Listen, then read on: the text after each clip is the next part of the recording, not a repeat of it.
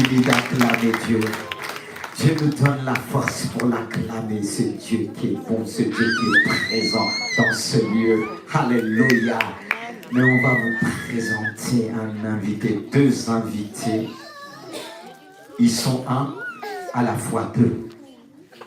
Un, deux dans un. Alléluia. Ça, c'est le miracle de Dieu. Un, deux dans un. Voilà, ils sont bien faits de venir ensemble. Pour venir vraiment nous soutenir. Ils ont prié tout à l'heure pour les baptiser.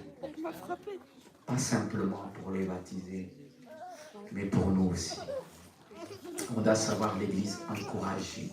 Ce n'est pas pour pousser les hommes à se nordir. Non, priez, priez pour nous. Vous avez besoin de nous, on a besoin aussi de vous. C'est le monde, l'esprit du monde, je ne dis pas le monde, mais l'esprit du monde qui veut nous diviser. Mais ne soyons pas divisés. Il ne faut pas donner l'occasion à l'ennemi. Je bénis Dieu pour les hommes et les femmes de Dieu. Ils vont s'approcher tous les deux. Allez, présenter. Allez, venez. Venez. Ensemble. Même si après on sait que c'est le mari qui va apporter. Mais allez, je laisse déjà l'arme qui va lui permettre de délivrer le message. Est-ce qu'on peut les acclamer? Mais comment ça se fait, il y a qu'une seule photo? Comment ça se fait qu'il y a une seule photo? Tu peux me dire, tu t'es pas arrangé d'avoir, en plus ça veut dire ils vont venir tous les deux. Parce que les sœurs ont besoin pour qu'ils puissent applaudir, ils voulaient voir aussi peut-être la sœur, non? Mais vous la voyez, hein? Voilà, c'est le plus important. Et sans tarder, on va les laisser la place, mais j'aimerais bien qu'on prie pour eux. Est-ce qu'on peut se mettre? Voilà, on s'attend toujours de dire donnez-nous, mais pour que vous puissiez recevoir d'eux, il faut donner. On va élever la voix. Oh Dieu, bénis ce couple, bénis ce couple. Bénis le couple vagant. Oh, nous te remercions pour cette grâce que tu nous donnes. Bénis ce couple. Qu'ils puissent recevoir la bénédiction de ton Église. Le don que ton Église a reçu. Seigneur, c'est ce qui va lui permettre de nous donner ce que tu as mis dans leur cœur. Nous t'élèvons pour ta grandeur, pour ton amour. Oh, je veux vous entendre. Parce qu'on a l'habitude d'entendre les pasteurs. Priez. Élevez votre voix vous-même. Allez-y. Si vous avez soif, si vous voulez recevoir, ça dépend de vous. Ça dépend de vous, mes frères et sœurs. Ça dépend de votre cœur. Priez de tout votre cœur. Alléluia. Déchirez votre cœur devant celui qui vous envoie des prédicateurs, celui qui vous envoie des apôtres, des évangélistes, des prophètes, des docteurs, par la puissance du Saint-Esprit. Recevez.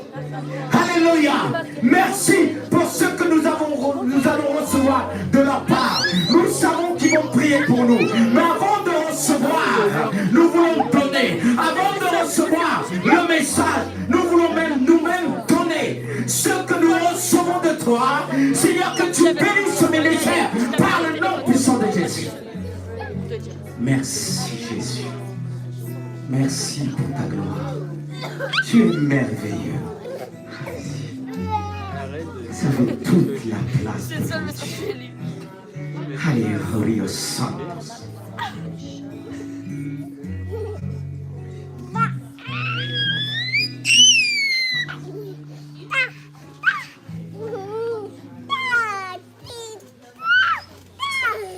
Prenez place. Bonjour à chacun. Merci pour votre accueil, votre hospitalité. Merci pour vos prières. C'est une bonne façon d'accueillir un frère, une sœur, un serviteur. Merci beaucoup, Église de Gisors, de nous recevoir également ce matin. Je me réjouis de ce que les Français sont qualifiés pour les demi-finales. Non, attendez, applaudissez là. Mais ma joie est beaucoup plus grande aujourd'hui. Ma joie d'être avec vous et de voir et d'entendre des témoignages de vie transformée. Et ma joie est d'autant plus grande que ce matin, nous avons entendu 3 témoignages. Et cet après-midi, à Mantes-la-Jolie, nous avons aussi un service de baptême. Il y aura 5 témoignages également. Donc, il y a une joie particulière dans le ciel. Non pas pour l'équipe de France. Il y a une joie dans le ciel pour tous ceux et celles qui se repentent, qui reconnaissent qu'ils ont besoin d'un sauveur qui est venu et qu'ils acceptent de suivre Jésus-Christ. Alors il y a de la joie dans le ciel, il y a des anges qui se réjouissent. Nous ne les voyons pas, mais la Bible nous en parle. Et il y a de la joie ici-bas sur la terre, à Gisors et à Mantes-la-Jolie cet après-midi. Alléluia. Alors on se réjouit d'être avec vous aujourd'hui pour cette belle journée. Je la marquerai sans doute dans mon agenda, le 11 décembre 2022. Tout comme Comi, Nadine, Farida, merci. Ils l'ont inscrit aussi dans leur agenda et c'est inscrit aussi dans le livre de vie pour l'éternité. Alors c'est un grand jour que nous vivons ensemble. Nous ne voulons pas sous-estimer ce que nous vivons ensemble en ces instants. Alléluia. Vous avez peut-être le privilège de vous sentir profondément aimé par les autres, ou peut-être que vous ne vous sentez pas du tout aimé à l'occasion de ce Noël 2022. Quoi qu'il en soit, vous devez savoir et recevoir cette bonne nouvelle. C'est qu'aucun homme ou aucune femme, quel que soit son âge ou sa couleur de peau, ne vous aimera aussi entièrement et profondément que Jésus-Christ vous aime. Amen. Noël, je vais faire un lien, puisque nous sommes dans cette période de Noël, alors il m'a semblé que c'était intéressant d'en parler. Noël, c'est, voyez-vous, la révélation de la grande passion de Dieu.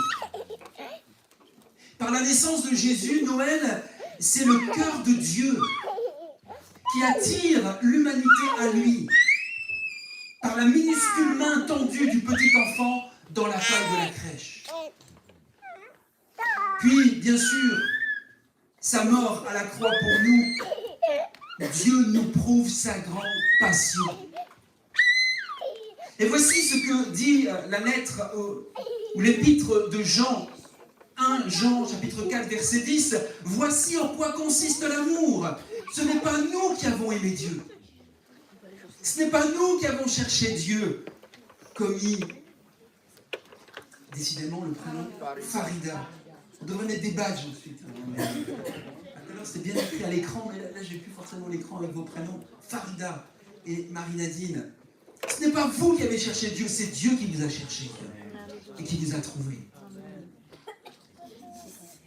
Et voici en quoi consiste l'amour. Ce n'est pas nous qui avons aimé Dieu, mais c'est lui qui nous a aimés. Aussi a-t-il envoyé son Fils pour apaiser, par son sacrifice pour nos péchés, sa colère contre nous. Noël, voyez-vous, mes amis, n'aurait aucun sens si Jésus n'était pas mort sur la croix pour nous. Et ensuite prouver qu'il est Dieu en ressuscitant 3 jours après. Plus nous comprenons ce que Jésus a fait sur la croix, plus nous comprendrons le vrai sens de la vie. Savez-vous pourquoi la tradition de donner un cadeau à Noël a commencé? J'imagine que chacun d'entre vous espère recevoir au moins un cadeau. Avoir un cadeau sous le sapin. Il paraît qu'en moyenne, les Français font à peu près 7 cadeaux cette année. Petit ou gros, 7 cadeaux. Certains disent, waouh, il y en a qui sont bénis d'avoir 7 cadeaux. Moi, si j'en ai au moins un, je serais content. Pourquoi la tradition de donner un cadeau à Noël a commencé? Parce que Dieu a donné le premier et le plus grand cadeau. Lors du premier Noël, le cadeau de son Fils. Merci Seigneur pour ce don, ce cadeau incomparable. Alléluia. Ah, je pensais qu'il allait y avoir un peu plus Alléluia ou Amen. Même si tu n'as pas 7 cadeaux sous le sapin, sache que Dieu t'a fait un cadeau. Amen. Le Fils, Jésus-Christ.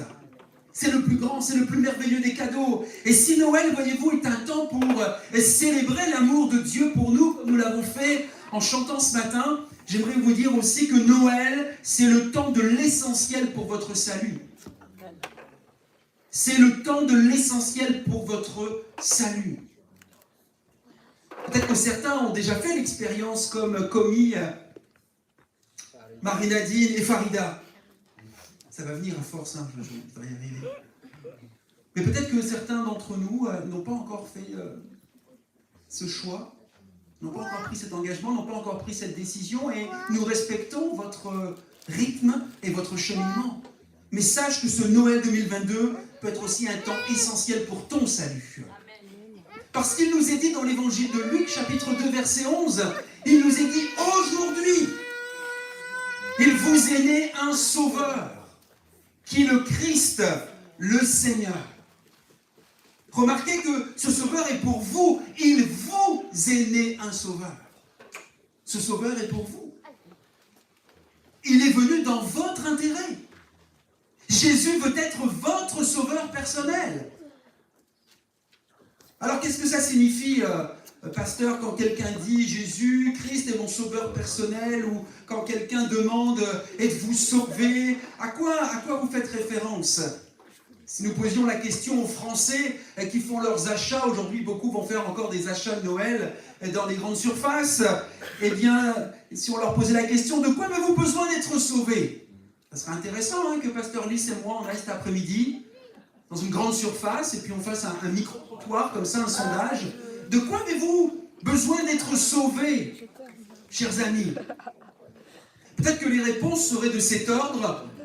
J'ai besoin d'être sauvé de mes nombreux soucis. Vous en avez des soucis, vous?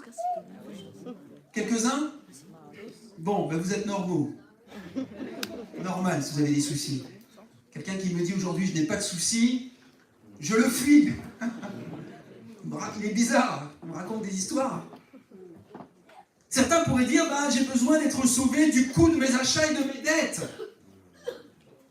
Parce que financièrement, l'inflation, le pouvoir d'achat, qu'est-ce que c'est compliqué? Donc j'ai besoin d'être sauvé du coût de mes achats et de mes dettes. Certains pourraient dire j'ai besoin d'être sauvé de la solitude, pasteur. Je me sens tellement seul. Il y a 67 millions de Français, mais vous savez que beaucoup de personnes, aujourd'hui, sont tristes d'être seules, de se retrouver seules. D'autres pourraient dire, j'ai besoin d'être sauvé de la maladie. Voilà, j'ai appris il n'y a pas longtemps que je suis atteint d'un cancer, ou j'ai tel problème de santé dans ma vie. Et j'aimerais tellement être libéré en ce Noël 2022 de cette maladie. D'autres pourraient dire, j'ai besoin d'être sauvé des gens qui m'ont blessé. De la colère, de mon passé, c'est comme si je ne pouvais m'en séparer. Ça aussi, c'est quelque chose qui t'est sans doute arrivé ou qui t'arrivera. Être blessé par d'autres personnes, et ça a suscité de l'amertume, de la colère dans ton cœur. D'autres pourraient dire, j'ai besoin d'être sauvé de mes mauvaises habitudes, si vous saviez toutes ces mauvaises habitudes que j'ai. Et peut-être que certains oseraient aussi dire, j'ai besoin d'être sauvé de moi-même. Pas seulement des autres, mais de moi-même. Je n'en peux plus de ma vie. C'en est assez de la manière dont je vis, j'ai du mal à me supporter. Et quand les gens, voyez-vous, les Français, parfois pensent au salut spirituel, pour ceux qui y pensent, ils en ont souvent une conception très limitée. Ils pensent que le salut, c'est juste parfois être sauvé de l'enfer. Mais Dieu, j'aimerais vous dire, offre tellement plus qu'une simple assurance incendie en envoyant Jésus pour devenir notre sauveur. Le cadeau de Dieu concernant une vraie conception du salut, c'est la liberté, comme nous l'avons chanté. La liberté qui inclut notre passé, notre présent et notre avenir, comme l'ont exprimé Komi, Farida et Marie-Nadine. Nous avons même chanté un moment libre, libre, libre. Appartenir à Jésus, c'est être vraiment libre. Noël, c'est le temps de l'essentiel pour votre salut. Vous cherchez peut-être un sauveur, mais au mauvais endroit. Certains disent, ou diraient, c'est peut-être une de vos réflexions, si seulement je pouvais trouver l'homme ou la femme appropriée de ma vie, tout serait fantastique. C'est merveilleux de trouver sa moitié, je le reconnais. Mais ce qui comble mon cœur au plus profond de moi, ce n'est pas mon épouse. Oh, il dit des trucs bizarres, le pasteur Laurent. Non, j'aime mon épouse, nous nous aimons, ça fait 27 ans que nous sommes mariés, nous avons 4 enfants, nous sommes heureux. Nous appartenons à Jésus, nous servons Jésus. Cela nous ravit. Mais j'aimerais vous dire que parfois, mon épouse, elle ne comprend pas les besoins de mon cœur, et moi, les profonds besoins de son cœur, je ne les comprends pas toujours non plus. Mais Jésus les comprend et les connaît. Celui qui comble parfaitement notre cœur et notre vie, c'est Jésus. Peut-être d'autres diraient, oh, si j'avais un certain travail, si j'avais une promotion, si j'avais un enfant ou si j'atteignais une certaine richesse, alors je vivrais paisiblement et je serais épanoui. Ça serait mon salut. D'autres diraient, si seulement je pouvais avoir un corps splendide. Vous connaissez la culture du corps. Impressionner les bonnes personnes. Posséder les bonnes choses. Ou m'échapper peut-être dans les îles. Quelqu'un vient de la Réunion jusqu'à nous, mais certains rêvent d'aller à la Réunion. C'est tellement beau, il paraît. J'ai jamais eu le plaisir d'aller à l'île de la Réunion, mais si vous m'invitez, alors je viendrai peut-être. Si je pouvais avoir tout cela, alors mon vide serait comblé. Non, ce qui vous manque, j'aimerais vous le dire, chers amis, ce qui vous manque, ce dont vous avez réellement besoin, c'est du salut. Vous avez été créés par Dieu et pour Dieu. Si vous n'aurez pas compris, accepté cette vérité, vous chercherez encore le sens de votre vie. Chers amis, la réponse d'un sauveur ne se trouve pas dans un lieu, ni dans un programme ou dans une pilule. La réponse est une personne, c'est Jésus-Christ. Personne n'est comme lui. Jésus est beaucoup plus qu'un personnage historique qui est venu il y a 2000 ans sur la terre. Il est plus qu'un philosophe qui a donné de bonnes paroles. C'est plus qu'un pacifiste qui a promis ou vécu la paix. C'est plus qu'un enseignant avec des beaux principes d'amour et d'équité. C'est plus qu'un prophète parmi les prophètes. C'est beaucoup plus qu'un panier de Noël. Plus qu'une parure ou un bijou autour du cou. C'est beaucoup plus qu'une figure de notre patrimoine. Et c'est beaucoup plus qu'un pompier qu'on appelle dans la panique. C'est plus qu'un petit enfant dans la crèche. Jésus, c'est Emmanuel, qui signifie Dieu avec nous. Jésus, c'est Dieu avec nous. La bonne nouvelle, Marie-Nadine, Farida et Komi, c'est que Dieu maintenant vit en vous. Par la personne de Jésus qui vous a réconcilié avec Dieu le Père. Et le Saint-Esprit maintenant vit en vous. Dieu vit en vous. Alléluia. Ce qui vous manque dans votre vie, chers amis qui êtes là peut-être pour la première fois, qui venez mais qui n'avez pas encore pris cette décision, c'est une relation avec celui qui vous a créé pour vous aimer et être avec vous tous les jours. La Bible dit, c'est l'apôtre Paul qui a écrit aux chrétiens de Rome, quand quelqu'un, ça peut être toi, quand quelqu'un croit simplement que Dieu accueille favorablement le pécheur, Dieu tient compte de sa foi pour le considérer comme juste. Être justifié par Dieu signifie être juste comme si je n'avais jamais péché. Alléluia. C'est possible ça, pasteur? Oui, la parole de Dieu nous le dit. Si tu places ta foi en Dieu par Jésus-Christ, alors Dieu t'accueille et Dieu tient compte de ta foi pour te considérer comme juste. C'est-à-dire que le mandat d'arrêt contre toi est annulé. Les charges sont abandonnées. La culpabilité s'est envolée. L'amende a été payée. L'ardoise est effacée. Vous savez, comme moi, à mon époque, quand j'étais plus jeune, quand j'étais enfant, il y avait, je ne sais pas si ça existe toujours comme cadeau, ce qu'on appelle des ardoises magiques. Vous savez, on la secouait, l'ardoise, et vous aviez dessiné et tout s'effaçait. Vous vous souvenez de ce type de cadeau? Bien sûr. Ou le disque dur d'un ordinateur qui a complètement été vidé. C'est-à-dire la preuve de tous vos péchés, de toutes vos erreurs nettoyées. C'est comme ça que Dieu voit votre cœur maintenant. Marie-Nadine, Farida et Komi. Alléluia.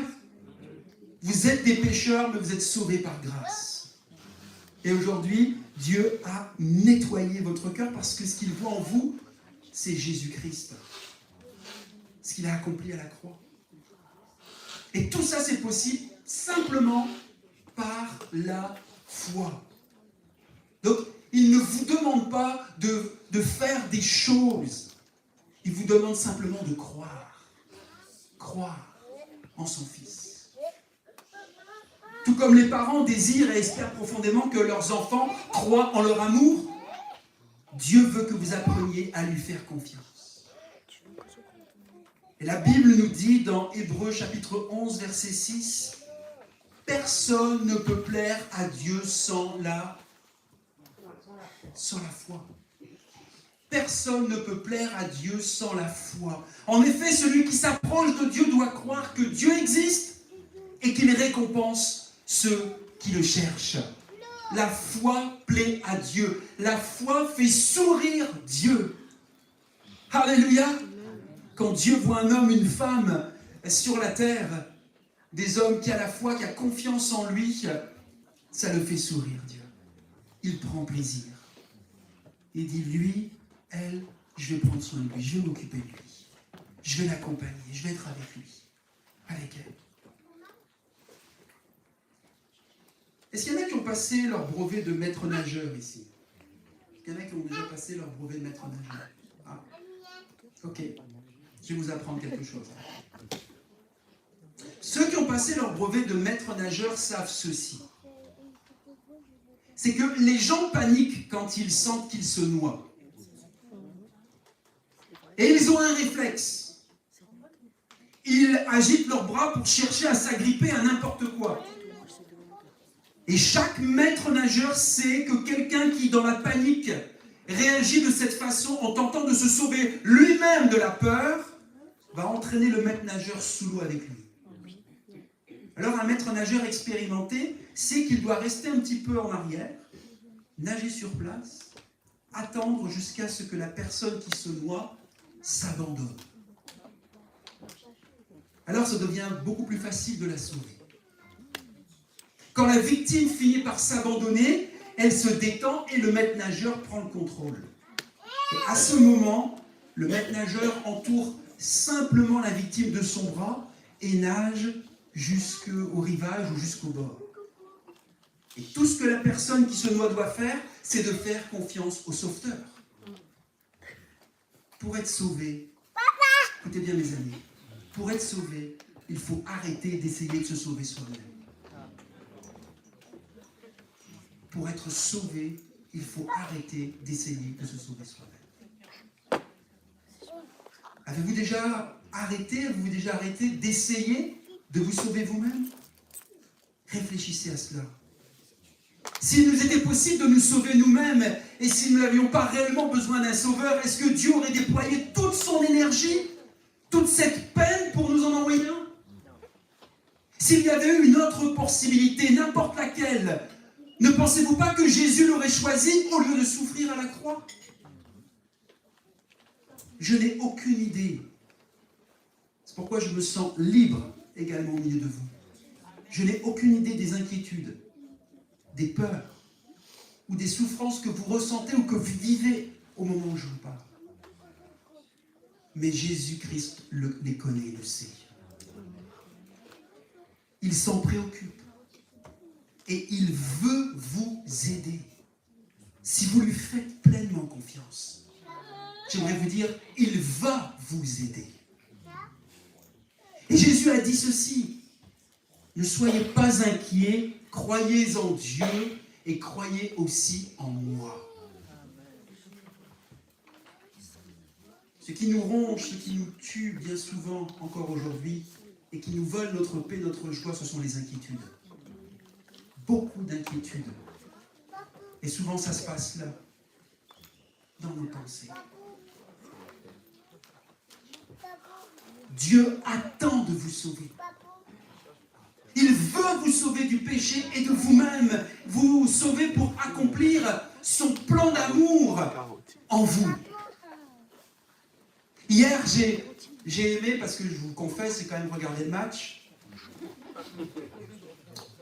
Après, j'étais tellement émotionné que j'ai dû me prendre un peu de temps pour me calmer. Je suis vulnérable, hein, je suis vrai. Pour ceux qui me connaissent à Nantes, je dis les choses telles que je les vis.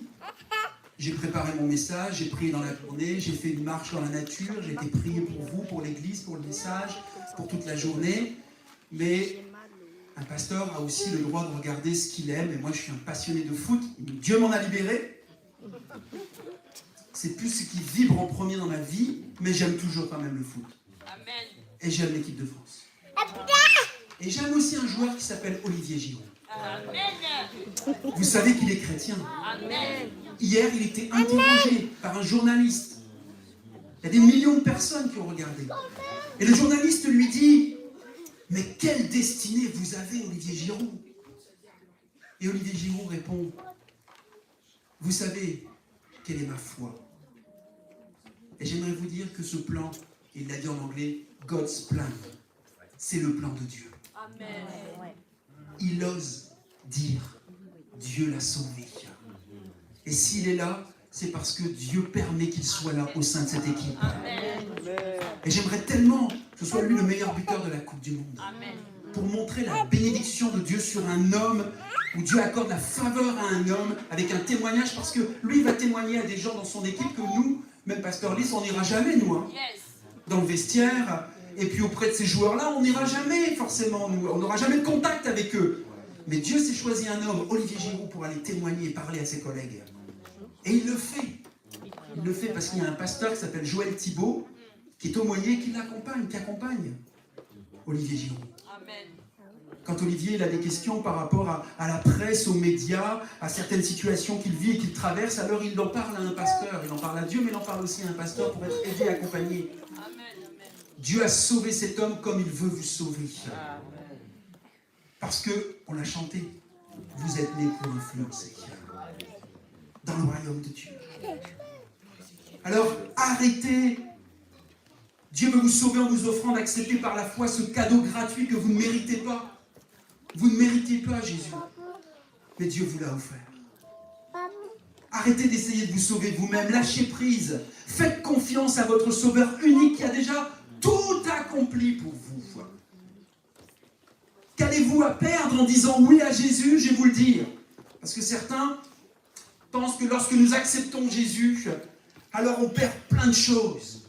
Alors j'aimerais vous dire, en disant oui à Jésus aujourd'hui, en disant oui à Jésus comme vous l'avez fait, Farida, Komi, Marie-Nadine, voici ce que vous avez perdu. Vous avez perdu la culpabilité, l'amertume, l'insécurité, l'absence d'avenir, la peur de la mort, le désespoir, l'anxiété, la honte et beaucoup d'autres bagages que vous portiez depuis trop longtemps.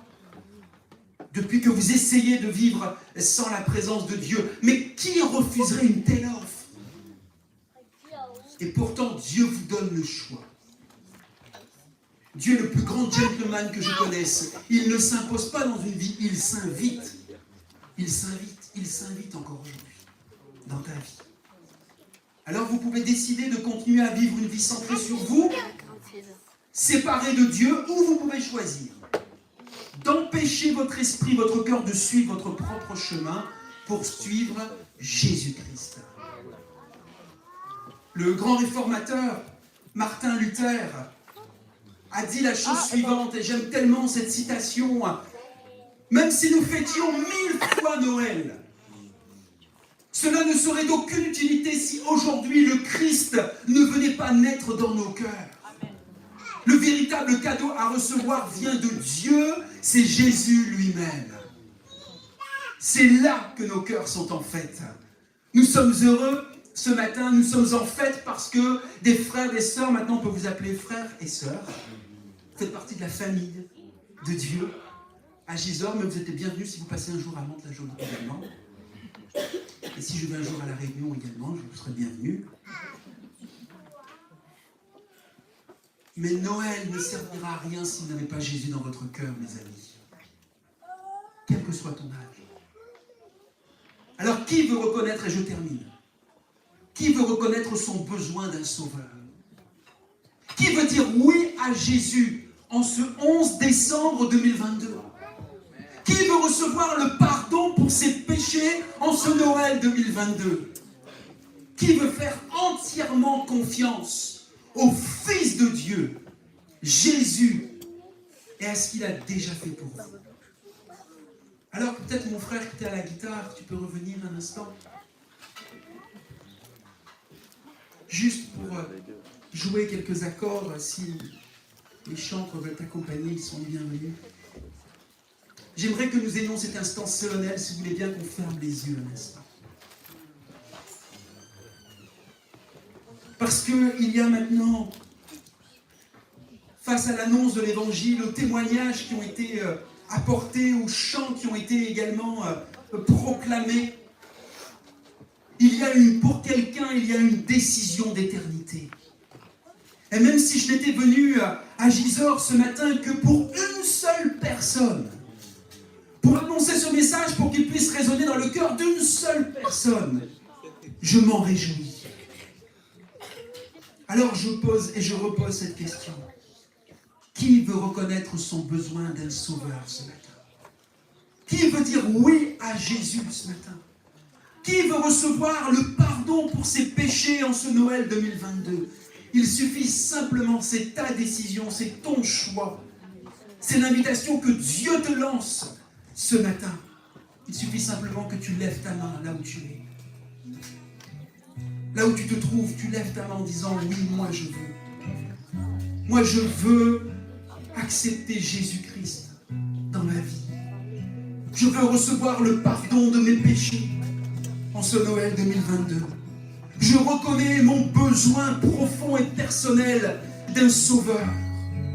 Il y a trop longtemps que j'ai marché avec tout le poids de ces bagages, de mon histoire, de mon passé, de mes blessures, en essayant de me dépatouiller par moi-même, en essayant de me sauver par moi-même, de faire des efforts pour m'en sortir. Mais plus j'ai fait cela, plus je me suis enlisé, enfoncé. Mais aujourd'hui, alors que je suis fatigué de me débattre, je veux m'abandonner. Je veux m'abandonner. Je veux faire confiance à cette parole, à ces promesses. Je veux faire confiance à Jésus, le Fils de Dieu. Levez bien haut la main ceux et celles qui veulent faire ce choix ce matin. Que je puisse vous voir, que Dieu puisse vous voir. Amen. Merci pour ces deux mains qui se lèvent. Et je l'ai dit, ce n'est pas une question d'âge, 3. Tu peux être jeune, tu peux être adolescent et déjà avoir un lourd passé, une histoire tellement compliquée.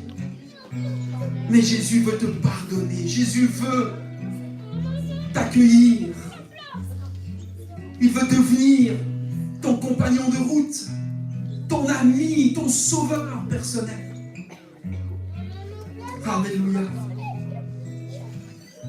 Si tel est ton désir, mon ami, toi qui as les mains levées, toi qui as la main levée, je vais te demander maintenant de faire un pas de plus. Tu vas te lever à ta place. Non pas pour venir devant moi. Moi, je suis juste ici aujourd'hui pour t'accompagner dans ce cheminement de foi.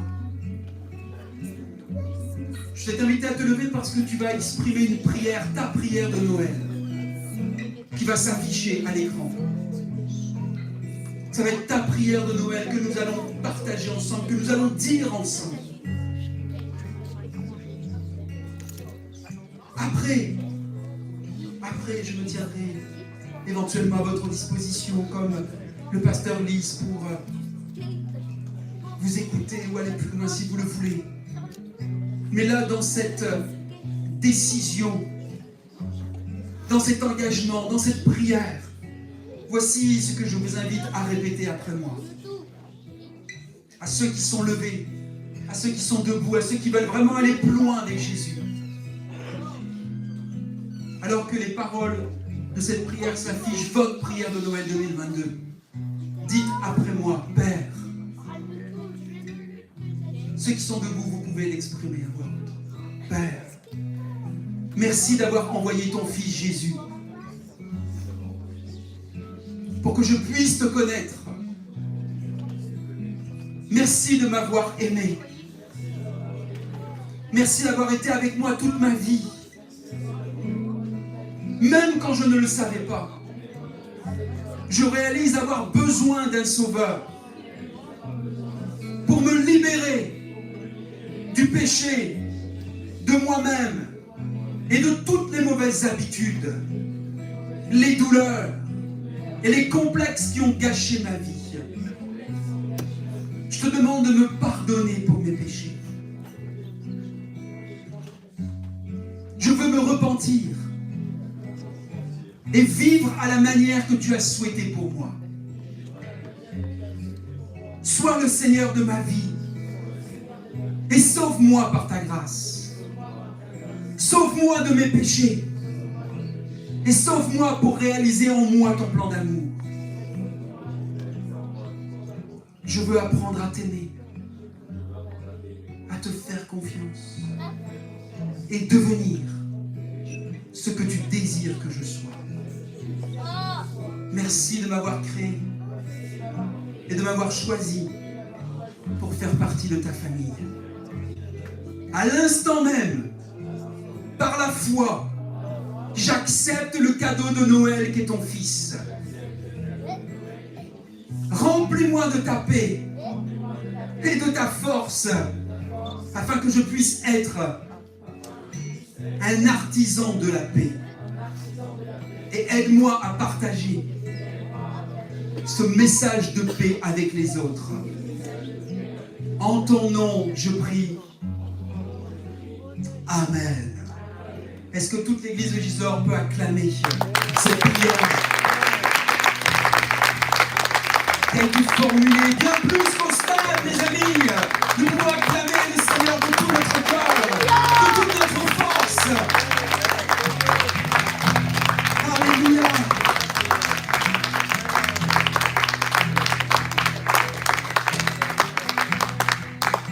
La Bible dit qu'il y a de la joie dans le ciel à chaque fois que quelqu'un donne sa vie à Jésus. Alléluia. Alors imaginez la joie qu'il y a dans le ciel actuellement. Et si vous venez d'accepter le cadeau de la grâce de Dieu par la foi, les anges sont en train de faire la fête dans le ciel pour vous maintenant. Et nous aussi, nous voulons nous réjouir ensemble. Béni sois-tu, Seigneur.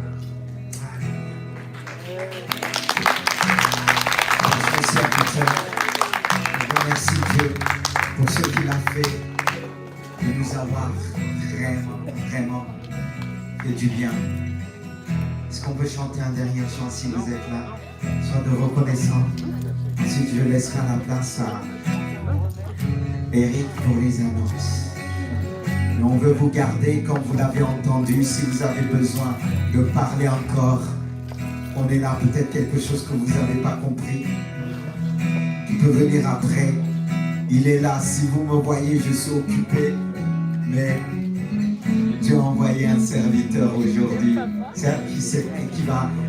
Il a des baptêmes, mais vous savez qu'il est venu quand même. Il aurait pu dire, bon, je suis occupé, même si les baptêmes sont l'après-midi. Mais quand on prépare des baptêmes, c'est toute une journée qu'on doit préparer pour faire les baptêmes. Et nous, on a commencé à préparer le baptistère depuis